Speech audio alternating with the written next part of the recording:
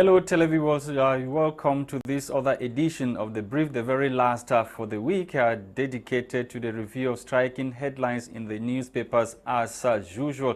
On today's edition of the program, we are focusing on the decision of President Paul Biya to cancel festivities of the National Day in Cameroon. Meanwhile, only military and civilian march pasts will take place across the national territory. The usual reception that has to do with drinks and food will no longer accompany this year's National Day celebration in the country. President Paul Biya, through the Director of Civil Cabinet at the Presidency, issued a release recently talking about how the celebration will unfold in Cameroon this 20th day of May, or the 20th day of May of this year, across the national territory as well as abroad. Bomotonguina, Gwladys is here.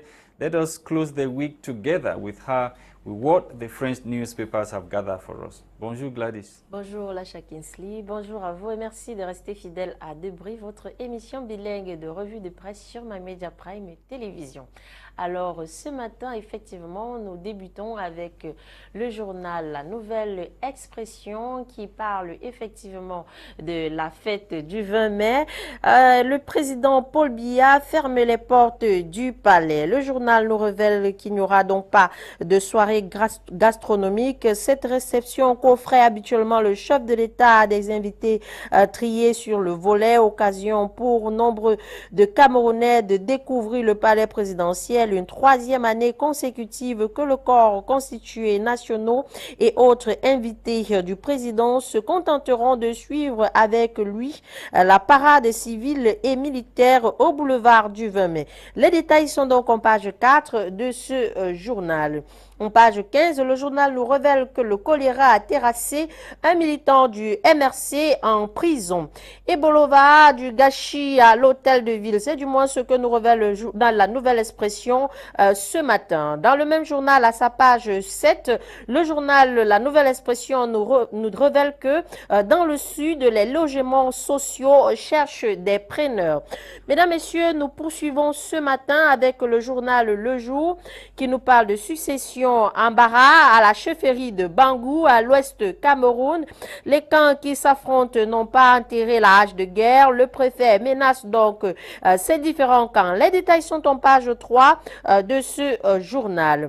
En page 6, le journal nous parle de Caroline Meva, les enjeux de la guerre en Ukraine pour l'Afrique. Elle nous révèle donc les enjeux de la guerre en Ukraine pour l'Afrique. Mesdames, Messieurs, nous clôturons ce matin avec le journal L'économie quotidien qui nous parle de coopération. Les enjeux de la semaine économique organise le Cameroun aux Pays-Bas. Il aura lieu du 10 au 15 mai 2022 selon le ministère de l'économie et de la planification et de l'aménagement du territoire. Les détails sont donc en page 2 de ce journal. Mesdames, Messieurs, c'est ici que nous arrêtons pour ces titres en langue française. Place à la découverte de ces titres en langue anglaise avec toi, Lasha. Merci, Bomotonguina. Gwladys, let's kickstart with the Lone English Daily, the Guardian Post newspaper. The Guardian Post is focusing on the release which was signed recently by the Director of Civil Cabinet at the Presidency of the Republic of Cameroon, detailing modalities on how this year's National Day will be celebrated across the national territory as well as abroad. 20th May, writes the Guardian Post newspaper, Biya removes food from civil administrators' mouth. The decision by the head of state's National Day celebration without feasting deprives SDOs or deprives DOs, SDOs and governors of the huge sums of money usually allocated for food and drinks. Civil administrators will not have a motive to harass mayors, elite and business persons or operators in their areas of command. More details on page 3 of this edition of the said newspaper. Let's talk about this other headline that has to do with gunmen who have kidnapped a medical doctor in Douala and are demanding over 200 million francs CFA ransom. The paper goes ahead to tell us that the medical doctor who goes by the name Dr. Disongo Joki Olivia has reportedly been kidnapped by unidentified gunmen in Douala, littoral region of the country. According to reports, Dr. Disongo, who works at the Nilong District Hospital in Douala, was kidnapped on Wednesday morning against a ransom of 200 million francs CFA. So his captors or adopters are demanding for a ransom of over 200 million francs CFA. Let's talk about this move to boost electricity transmission in the country. Government in desperate need of nearly 100 billion francs CFA. The government of the Republic of Cameroon is yet to cap in and hand to borrow nearly 100 billion francs CFA for the construction of an electricity line between Naktigal Dam in the central region and Bafoussam in the west region of the country. The impending move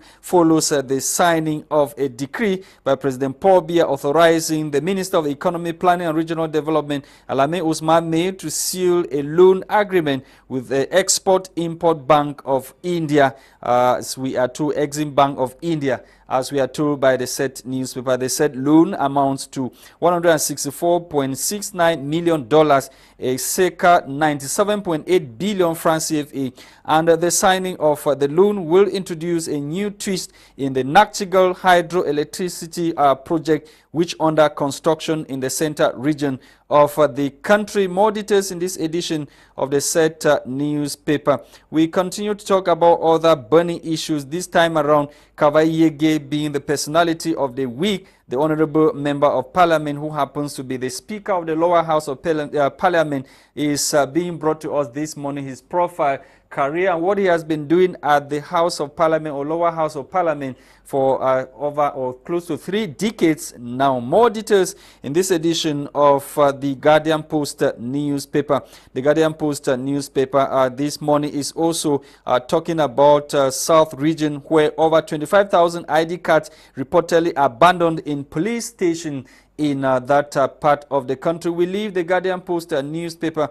We are with Municipal Updates. Municipal Updates newspaper is also focusing on the 20th May celebration this year. The paper writes that as anti-COVID-19 measures pay off, Biya to preside over May 20 celebration in the country. The celebration, which will end at the level of civilian and military march past, as evening or gala has been cancelled by President Paul Biya, so there will be no merrymaking or feasting after March past, as stated by a release signed by the Director of Civil Cabinet at the Presidency of the Republic of Cameroon. We take you to the national bilingual daily Cameroon Tribune. Cameroon Tribune is focusing on this headline that has to do with the fight against unemployment in the country. Government engaging other actors to fight unemployment across the national territory. Still in the national bilingual daily Cameroon Tribune. Cameroon Tribune is telling us this morning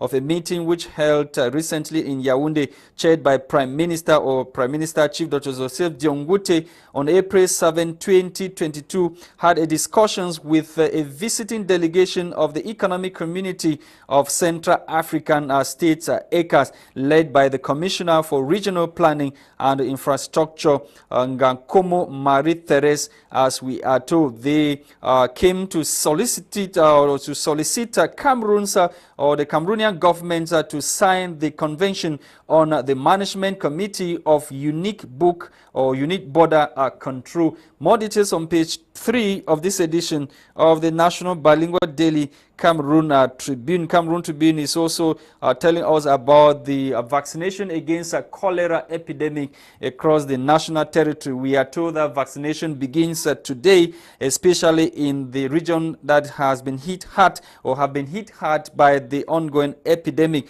Of course, littoral south and the southwest region, the regions hard hit by the ongoing epidemic, as we are told. So vaccination will be launched today, as per what came out of a press conference yesterday in Yaoundé, chaired or issued by the Minister of Public Health of Cameroon, Dr. Manawuda Malashi. Thank you for watching television, as we are back in the studio to continue with our discussions this morning. Hamadu Tarnteh is joining us this morning as usual. Good morning, sir, and welcome. Good morning once more, Mr. Lasha. Good morning to the telespectators of my Prime Television. At least it's always a pleasure for me to be guest on the program to educate the people. I guess we don't have much to talk about human rights today. You are a human rights defender coming from Nouvelle Conscience Africaine, an NGO that works the interests of the common man, especially in the northwest and southwest regions. But let's go to this decision of President Paul Biya that was issued yesterday through his Director of Civil Cabinet, detailing modalities on how the celebration of this year's National Day will unfold across the national territory. Is it good news for Cameroonians as expenditure will be reduced this year? Well, actually, I think it's a mixed blessings. That's both good and bad news. Because to me, I think that the first thing, my own observation is with regard to the COVID-19 issue, because for a long time now, gathering has not been allowed because of the COVID issue. Even though many people believe now that even the COVID is finished, but many are still of the opinion that COVID is still ravaging so many places, especially within the rounds of the high personalities. Because we know that most often the epidemic was mostly affecting this group of people.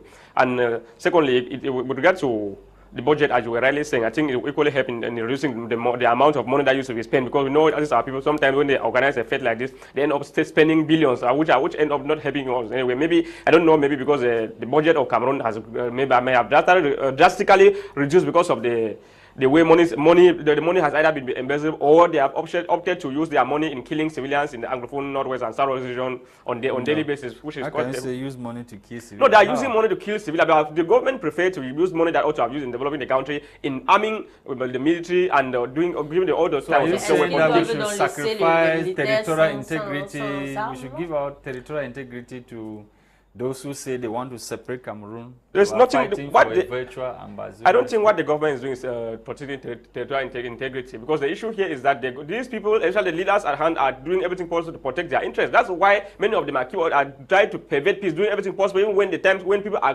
clamoring for a possible way out of the peaceful way out of the conflict. Many of them are still denied because of the interest they are having on the ground. Okay. Gwladys. De toutes les façons, ouais, on aura un 20 mai sans fête, sans festivités, sans repas. À quoi est-ce que ça va bien ressembler au jour d'aujourd'hui? So it will look a type, especially for those who are interested in the cocktails and other regular ones. Yeah, 5 million. So those are some of the things, because most of the GOs are who used to go ahead looking for money or looking for ways, or these are people organizing the ceremonies for ways to embezzle money. We don't have that opportunity this time around to embezzle money, because that's another observation I have. Est-ce qu'il faut penser que peut-être c'est pour protéger l'argent des Camerounais? Est-ce que ce n'était pas dans le budget de l'année? Ou est-ce que cet argent va être infiltré dans autre chose? No, I think firstly it could be because the money, in fact we have the budget, but the state budget could be limited. Secondly, it could equally be because ça a été budgétisé, non? It could have been some of these things that you see that are budgeted end up the money are not used on the issues that were destined to that effect. Some of this money, as I told you, because we don't know most of the budget that are being used spent in our regions are coming from. If they tell you how much they spend there for one day, you will not believe. So those are some of the things. Sometimes they use an indirect way of saying that this budget is destined for this particular project, but they end up not using on that project. Strategic partners who are giving money to support the government. Yeah, it's true. They have to. That's what I'm directly or indirectly. Yes, that one is true, but that is not the only money that is being used. Even that money is still Cameroonians' money, because that money will be paid by Cameroonian taxpayers in the long run. Okay. Hamadu, Tarnteh, yesterday newspapers were talking about a child in Yaoundé who reportedly stabbed to near death his principal in the neck or in the arm and on the stomach several times.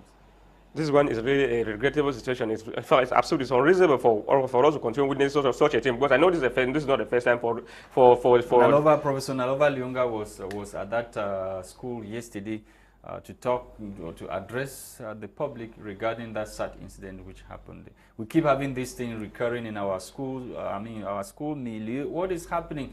Does it mean that security is so difficult to maintain security at the gates of our schools? The current situation is really a sad one, because we have witnessed this scenario for repeatedly for close to more than 1 year today, and it keep continuing. I think we Cameroonians have a lot of roles to play with regard to the situation now, to make sure that we reduce these issues, because I think it's a shared responsibility, because between all of us, I think we of the civil society have a child leave the home with a knife in the back without the parent knowing? No, the parent is not always there. When the child is maybe in his room or his or her room dressing, or the parent is not always beside the child to know exactly what the child is doing. So that's why I said that this one is even though the parent, as I really say, has a role to play. I said you have a shared responsibility. We of the civil society have our own role to play with regard to the advocacy bit on the ground on the media, and you of the media equally have your own role to play with regard to sensitization of our citizens who shun away from all this type of immoral or illegal activities, and the parents and to have their own role to play, as well as the government who equally have a greater role to play. Security needs to be tightened within this most of these schools, and they need to equally make sure that these schools are well, all students entering the school are well checked upon before they dive into the school campus. Ok, Hamadu Tarnteh, on a un autre problème, c'est celui de la succession à la chefferie Bangou, à l'ouest du Cameroun, où le MENAT a nommé un chef et la population refuse ce chef. Du coup, il y a des affrontements qui ont conduit à plusieurs hospitalisations. These are some of the things that our administration... Last time we talked about the issue here, when that, the other one which happened in Douala here, a government imposed traditional ruler in Douala, we talked about it, and another traditional ruler in another locality still in Douala here, somewhere in Bonaberi, we're asking question, why should the government or the Ministry of Territorial Administration getting involved in tradition, what concerns tradition? Well, first of all, let me say that with regard to tradition, the first thing I will say here is that I don't actually know the traditions of these people here in Douala, but with regard to the Western Highland, from the West region and the Northwest region, the traditional rulers are not imposed by the state, even though when they have some notables who make sure that they identify their traditional rulers and submit to the state to identify, do everything. But first of all, it's the government. The government that is controlling all this, but not that the government should impose traditional rulers. And most often when you see the population, so doesn't mean when that you see the population, their mouths have been sealed. When you see the population detesting issues, so it means that the government need to really look into their decision, because it is that chief that is being appointed or doing whatsoever is done for the population, for the interest of the population. If the population think that the person at hand is not the right person for them, then I think everything possible needs to be done by the population. La population ne dit pas que ce n'est pas la personne adéquate pour elle. La population dit que ça ne respecte pas leur tradition, qu'il y a une manière à laquelle les chefs sont choisis dans leur chefferie, à la chefferie Bangou, et ils n'aimeraient pas que ça change. Well, I think that they are actually in all this traditional setup. There's a law governing that role, and there are always stages to be taken, things to be done. But sometimes the law says that even so, if there's a tradition that is deemed not to be in terms or in line with the laws at hand, that tradition is not respected. Well, I don't know with that with the case of Bangou, the case at hand, but there's a law that says that. On parle ici d'une chefferie de premier degré, hein, parce qu'il y a une différence entre la chefferie de premier degré et la chefferie de troisième degré. La chefferie de troisième degré, on sait que c'est sous l'autorité de l'administration territoriale, mais la chefferie de premier degré n'est en aucun cas sous l'administration territoriale. C'est une chefferie traditionnelle. En fait. Contrôlé par le Premier ministre. Là-bas, c'est la Premier ministre plutôt. Ce n'est pas comme les autres, l'autre là qui est chargé par le préfet ou bien le sous-préfet, mais c'est contrôlé par le Premier ministre. Mais je pense que pour le cas comme ça, là, il doit encore bien le voir, la décision qui ont été prise. Mais si la position n'avait pas été... The issue is that it means that tradition is not respected. If that be the case, why are the ancestors not acting? Probably strike death the person who is not the right person to sit on that throne. No, the issue is that the ancestors does not just act faster like that. So it takes a lot of time for the ancestors to react. Because some people might think that the ancestors do not exist. People in that village, they are not respecting tradition, because if they were respecting tradition, that man would not even live to see the next day.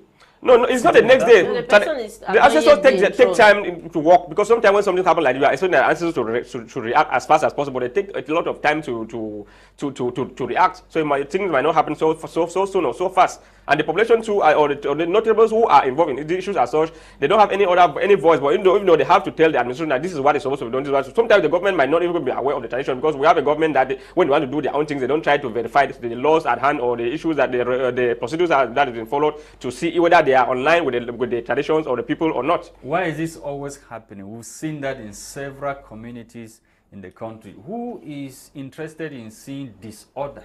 No, the truth here, what I think here is that everything in Cameroon has been politicized. So most often when these people, when they are doing anything, whether they concern traditional rulers or any other things, they are trying to do everything possible to make sure that put someone there who is within them, or someone who will be able to answerable to them. Because there are some of those traditional rulers that you can bear with me, like Mr.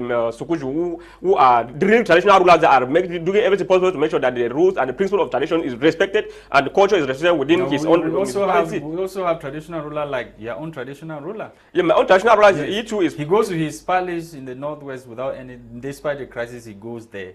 No, you see him and whatever stuff. No, that one is false. Yeah, since he left there, by 2017, he has never come back there. So I don't know. Maybe he's afraid, like some of the other people, or like his colleague, the phone of Bambala that disappeared more than 4 months ago. So the phone of Babawana is now having his condom in Yaoundé. So he's now based in Yaoundé, no longer in Babawana. Has not been coming to Babawana ever since the crisis escalated. So does it mean that they too have not been respecting tradition? That's the reason why they cannot bully, have the backing of their ancestors? No, the issue is that when security is at hand, normally our tradition says that when there is war, the people need to do first. The warriors need to first of all do everything possible first of all to protect their phone. So maybe this traditional set of those who are the traditional council realized that the security of the phone was not guaranteed. They decided to take the phone out of the village to go and keep the phone in a safer place for the war to go on until maybe things might have calmed down. Okay, you were talking about true traditional rulers and those traditional rulers that are fake. So what is the difference now between the real traditional rulers that have been, they have the backing of the ancestors, and those traditional rulers that have been put there by government? No, most often these traditional rulers that have been put by the government, they are most often those that are not respecting the traditions of the people, the tradition in the area. Because if actually you were appointed in a way that does not follow the procedure, it's very normal that you will not be able to respect the traditions of that area. So that's very obvious that you will not be able to respect the tradition that is in that particular village. So that's why these people are against this, all this type of thing. Because once the law has been not been respected, or the cultural, the laws of the land has not been respected at the beginning, it's very obvious that at the end, or when you start working, the person will not be respecting the tradition. Maybe when he comes in, he'll do everything possible to first of all make sure that he push all those notables who are crucial to him on, especially the ones that are speaking the truth. Because when we see anything being chosen by the government, we know that the person is obviously someone who is a lie teller, because lie telling is a system of administration now in Cameroon. Okay, Hamadu, Tarnteh, thank you for closing the week with us. It's always a pleasure for me to be around. Having you, and hopefully we'll be together next week. And thank you to televiewers of My Media Prime for closing the week with us. The program was produced by Christain, Tebong, with Gwladys, Bomotonguina, and myself, Lasha. Bye-bye.